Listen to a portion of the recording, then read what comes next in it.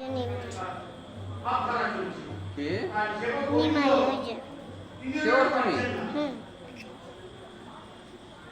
আর ওটা কি নাম এটা নিমাই জানো তো? প্রধান দর্শন না পাইয়া পণ্ডিত গোসাই সহিত চটক পর্বতের স্থানে এসে গুরু দর্শন পায়।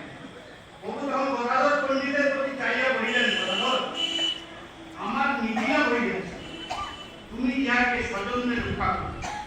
আমার প্রাণপতি প্রিয়তম এই হৃদয় নিধি তোমার হাতে দিল। উৎসাহ করে গদাধর প্রভুর নিকট যাইয়া দেখেন যে বালুকার রাশির মধ্যে এক ভারী বস্তু, তা সম্পূর্ণ উন্মোচন করিলে সুন্দর মদনমোহন ত্রিভুজ মুরলীধর প্রভু কহিলেন, ইনি হইতেন গোপীনাথ। এই গোপীনাথের যে হিস্ট্রি জানতে হবে,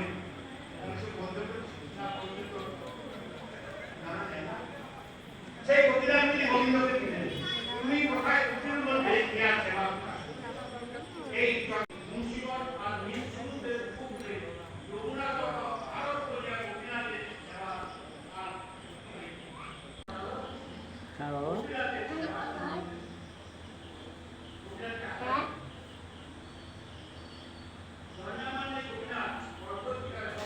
ওইটা খুব বিরল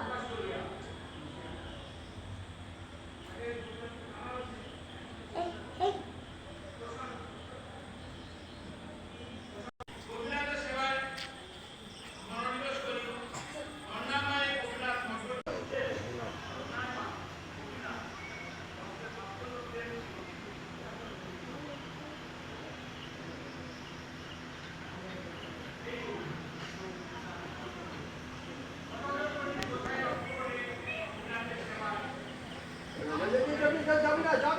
বাবা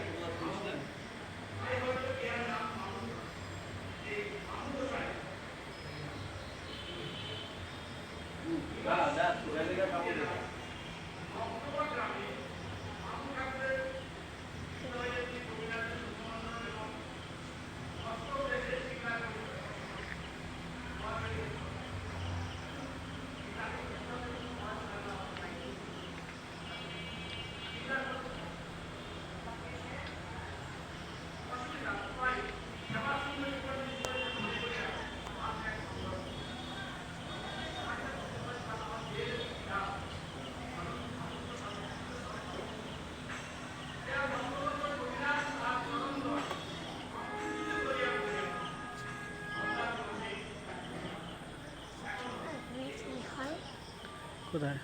এই যে এটা কি লেখা এটা প্রাচীন Mayapur Nabadwip Nadia Paschimbanga.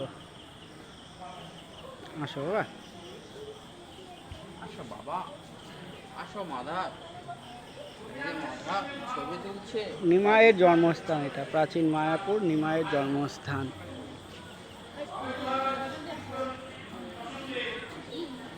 High hi guys কেমন আছেন?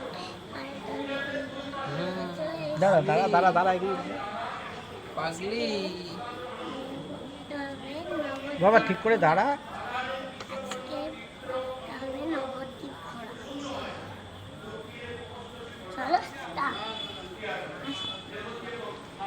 দেখ সুতা দিয়ে হেভি সুন্দর লাগছে। এইখানটা দাঁড়া বাবা, এখানটা দাঁড়া দাঁড়া এখানে।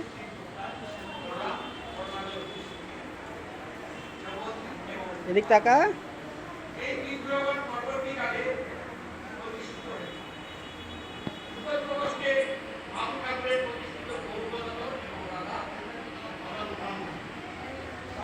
ঈশানকোণে কোটেশ্বর শিব বিরাজমান।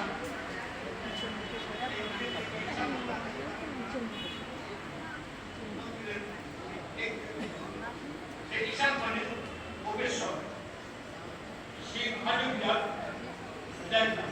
তিনি সেই স্থানে পূর্ব হইতে আসেন, কিন্তু পরবর্তীকালে ইহার কোটেশ্বর নাম। এই মহাপ্রভু গদাধর পণ্ডিতের বাসস্থানে চলায়